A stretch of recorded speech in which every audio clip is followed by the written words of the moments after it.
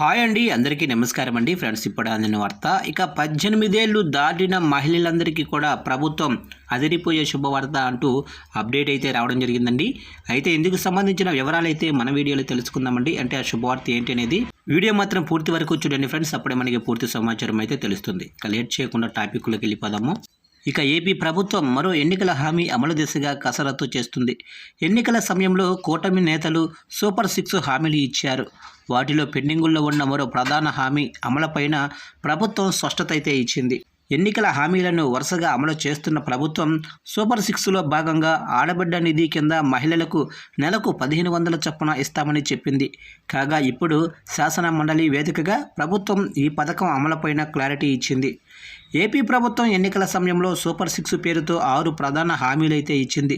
కాగా అందులో తల్లికి వందనం, అన్నదాత సుఖీభవ, ఉచిత గ్యాస్ సిలిండర్లు, మహిళలకు ఉచిత బస్సు ప్రయాణం అమల్లోకి వచ్చాయి. ఇక ఆడబిడ్డ నిధి కింద 18 ఏళ్ల వయసు దాటిన మహిళలకు నెలకు 1500 రూపాయలు నిరుద్యోగ భృతి అమలు చేయాల్సి ఉంది. ఇక నిరుద్యోగ భృతి కింద ప్రతి లబ్ధిదారుడికి నెలకు 3000 భృతి చెల్లిస్తామని హామీ ఇచ్చారు. ప్రస్తుతం సూపర్ 6లో ఈ 2 పథకాలు పెండింగుల్లో ఉన్నాయి.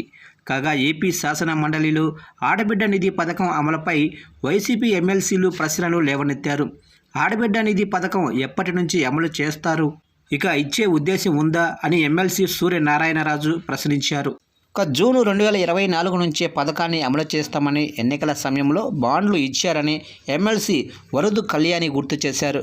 సభ్యుల ప్రశ్నలకు సరఫ్ శాఖ మంత్రి కొండపల్లి శ్రీనివాసు సమాధానమిచ్చారు. సూపర్ 6 హామీలన్నీ కూడా అమలు చేసేందుకు ప్రభుత్వం చర్యలు తీసుకుంటుందని మంత్రి స్పష్టం చేశారు. ఇక ఆడబిడ్డ నిధి పథకం ప్రభుత్వ పరిశీలనలో ఉందని మంత్రి తెలిపారు. కూటమి ప్రభుత్వం అధికారంలోకి వచ్చాక అన్ని రకాల పెన్షన్ల మొత్తాన్ని కూడా పెంచిందని మంత్రి వివరించారు. వృద్ధాప్య పెన్షన్ను 3000 నుంచి 4000 రూపాయలకు పెంచామని, ఏడాదికి 33,000 కోట్లు పెన్షన్ రూపంలోనే ఖర్చు చేస్తున్నామని చెప్పారు. మంత్రి సమాధానం ఇస్తున్న సమయంలో సభలో వైసీపీ ఎమ్మెల్సీలు ఆందోళన చేశారు. ఆడబిడ్డ నిధి పథకం ఎప్పటి నుంచి అమలు చేస్తారో సూటిగా చెప్పాలని డిమాండ్ చేశారు.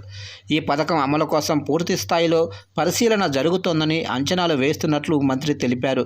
అవి పూర్తి కాగానే ఇతర పథకాల్లాగానే ఇది కూడా అమలు చేస్తామన్నారు. గత ప్రభుత్వం లోటు బడ్జెట్ ఇచ్చిన తల్లికి వందనం, పెన్షన్ పెంపు, శ్రీశక్తి లాంటి ఎన్నో స్కీమ్స్ అమలు చేస్తున్నట్లు మంత్రి కొండపల్లి తెలిపారు. ఇక ఆడబిడ్డ నిధి పథకంపై విధి విధానాలు ఖరారు చేయాల్సి ఉందని మంత్రి పేర్కొన్నారు.